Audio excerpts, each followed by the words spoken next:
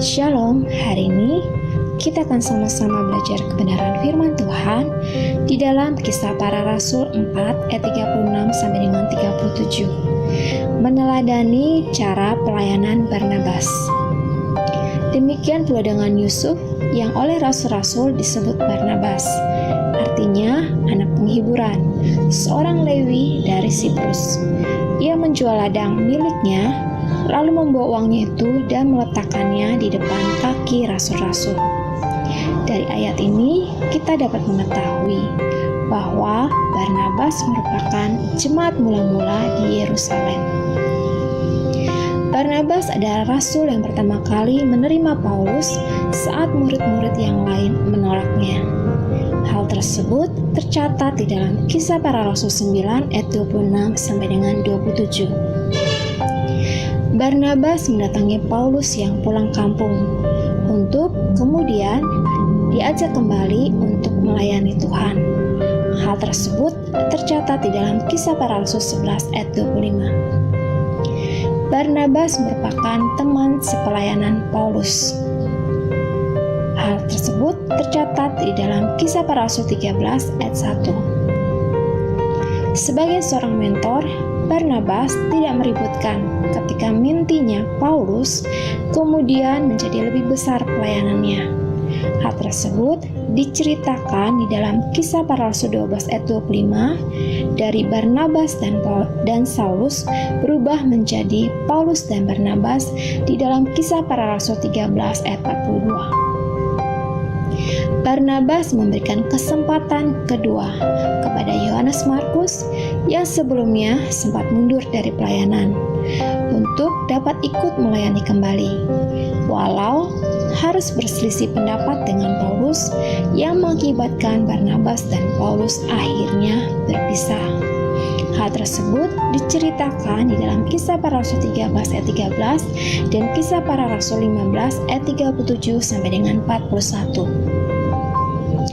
Walau Barnabas berselisih dengan Paulus dan pisah pelayanan, tetapi tetap bisa menjalin hubungan baik. Hal tersebut tercatat di dalam Galatia 2 ayat 6. Barnabas sebagai mentor berhasil untuk membina Yohanes Markus, mentinya, untuk menghormati Paulus yang sudah menolak Yohanes Markus, yang kemudian Paulus bahkan menjadi sangat menghargai Yohanes Markus dan menjadikan Yohanes Markus bagian penting dari pelayanan Paulus. Hal tersebut tercatat di dalam 2 Timotius 4 ayat 11.